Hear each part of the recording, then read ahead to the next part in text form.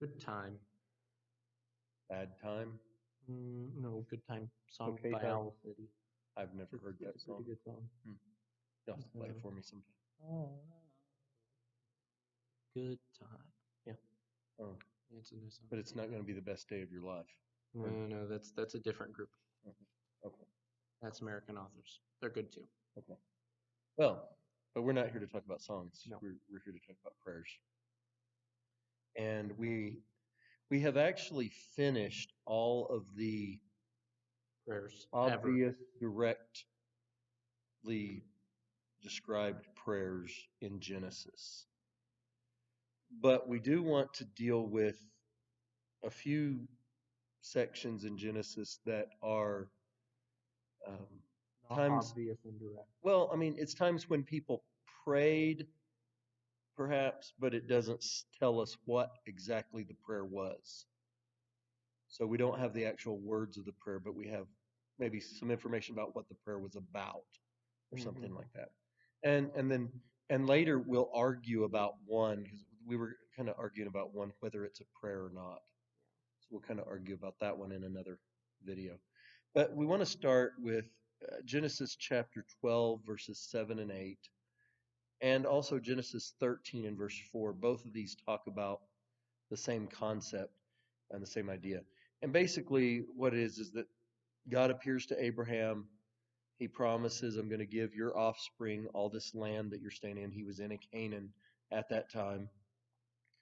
And so he built an altar there.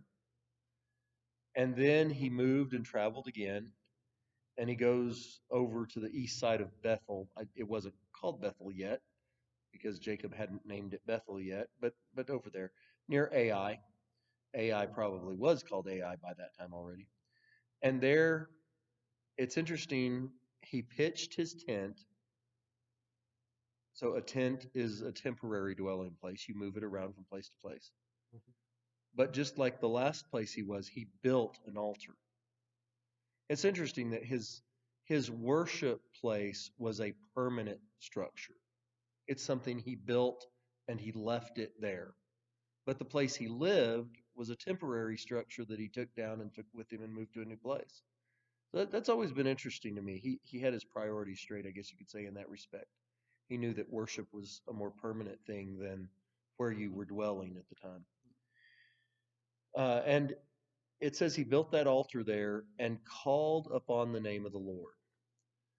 Now, the phrase call upon the name of the Lord is one that's used throughout the Bible, Old and New Testament, in Hebrew and in Greek. It's different words, obviously. Oh, really? That's a surprise. I know. Oh, yeah. Well, I mean, sometimes, you borrow words from another language like we do. Okay, that's true. I mean, there are a lot of Hebrew words in the New Testament.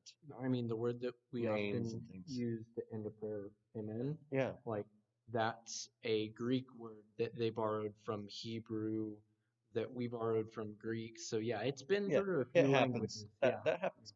All right. So this phrase, calling upon the name of the Lord, it's used in connection with prayer. It's also used in connection with worship. And it's even, in some cases, even used in connection with salvation. And so it's an interesting phrase. And here it could be referring to prayer. It could just be referring to him calling on God's name as his God in worship as well. And of course, prayer is a form of worship. When we're praying, we are worshiping God. We're acknowledging our dependence on him, our need for him. We're acknowledging that he is a higher being than us, that he can do things for us that we can't do for ourselves, and so forth. So he does call upon the name of the Lord. Now, obviously, that probably would have included some prayer, but there's no prayer specifically explained or described in this passage. And then in chapter 13, verses 3 and 4, we have the same kind of thing, where again, he goes back to that place, back to that altar, and when he gets there again, he calls on the name of the Lord. He worships God. He prays to God. He sacrifices to God. An altar, obviously, the purpose of an altar is to worship God through animal sacrifice, which is It's odd. They talk about in churches today. Sometimes they talk about an altar call, and they talk about like they have an altar.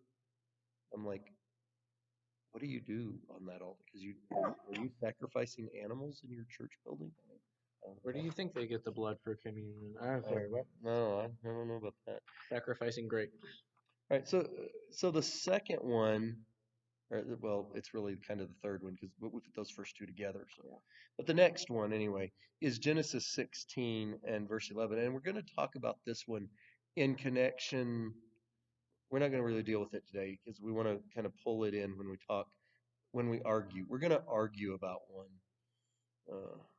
because you haven't seen us really argue much. We need to argue. We do? People love that back and forth Oh, conflict. they do? I think so. Oh, You okay. don't think so? Oh, yeah, totally. Something along those You're lines. too Yeah. agreeable. How are we going to argue if you're always agreeing? What can I say? I'm a nice person with a decent, personality of niceness. So in chapter 16 and verse 11, the angel of the Lord comes and tells Hagar here that she's going to have a son. She's going to name him Ishmael. And he says, because the Lord has listened to your affliction.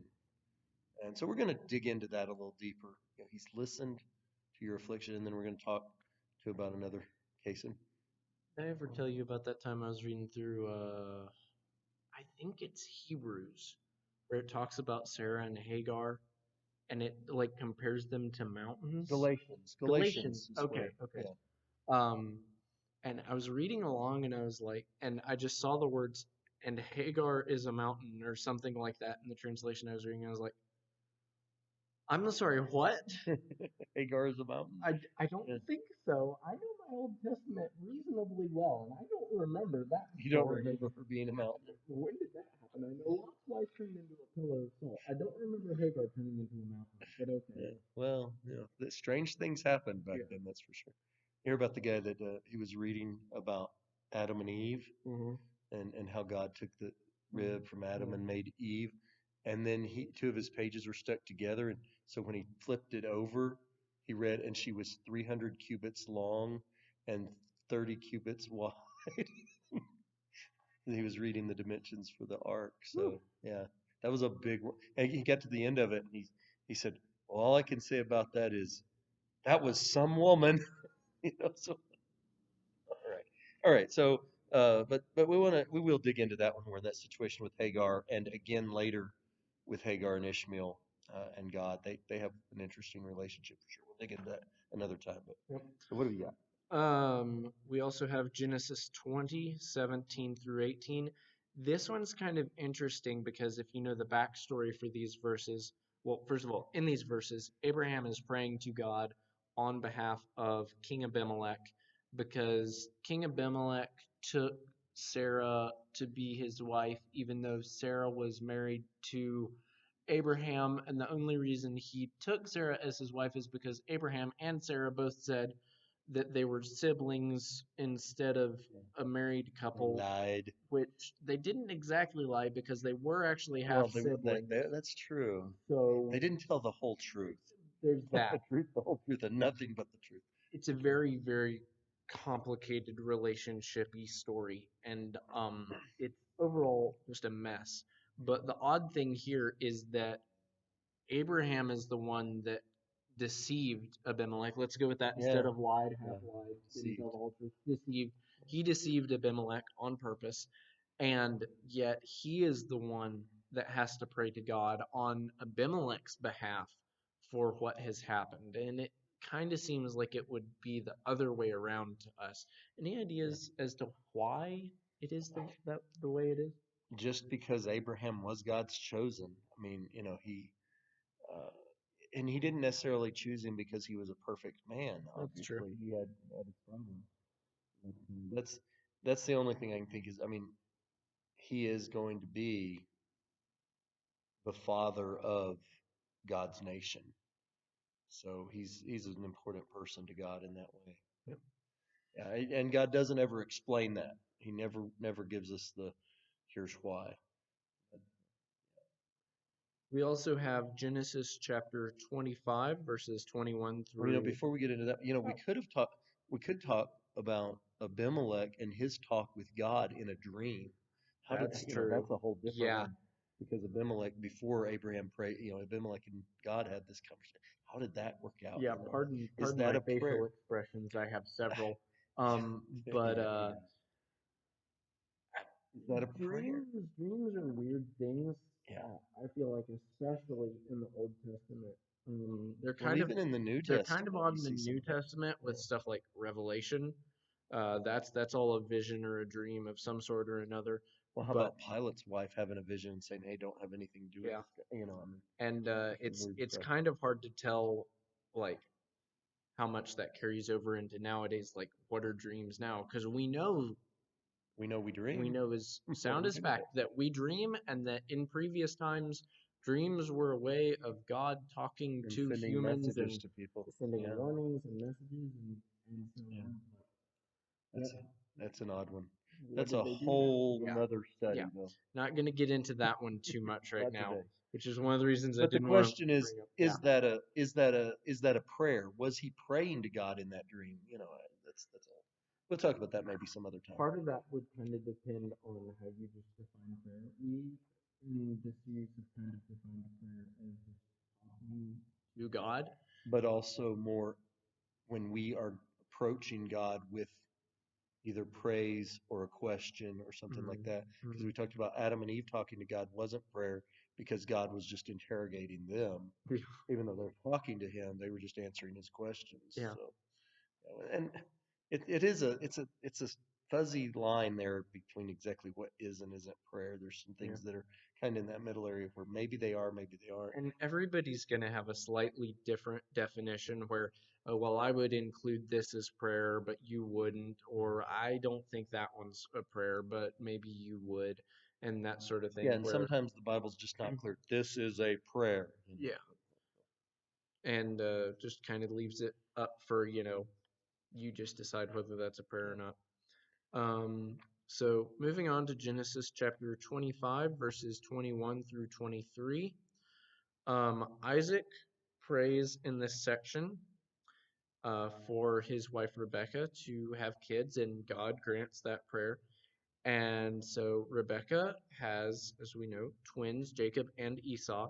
And one wonders, did he just pray one time? Or was this something where he is praying for an extended period of time because she's been barren? Yeah. I kind of wonder about that, and it doesn't really tell us. It just says he prayed.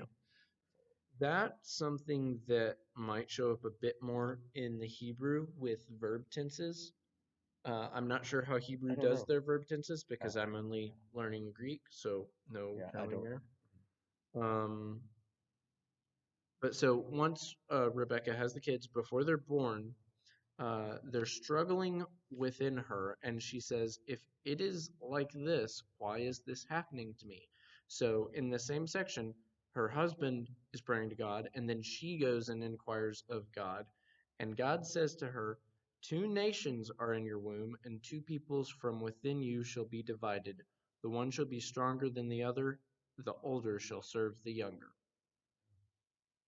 And so answers her prayer right then and there, doesn't he? And so we've got 2 prayers just in a few verses that we don't know exactly what they said. We just know kind of the context of what they're asking for. And when we finish all the explicit prayers in Exodus and future books, we're going to do the same thing where we just go through, and if it just says so-and-so prayed to God and God responded, or God responds to someone without us seeing, oh, they prayed, we'll just kind of touch on those somewhat quickly. Try and maybe see if we can get them all in one video. I mean, there's a lot there. Yeah, we'll see what we can do with that. But yeah, these are some interesting ones, and like I said, I think we'll probably come back and kind of try to argue a little about maybe reason. We'll discuss it anyway. How disgusting. How disgusting. Well, we'll talk about the ones with Hagar and that one with Abimelech a little deeper. And how do we know? Was it a prayer? Was it not? And you may not agree with us. We may not agree with each other. Yeah, that's true. We've carried on long enough here, so we will let you get back about your daily lives, whatever you were up to before you started this video, and hope it was helpful to you in some way. I hope to see you tomorrow as well. Bye. Bye.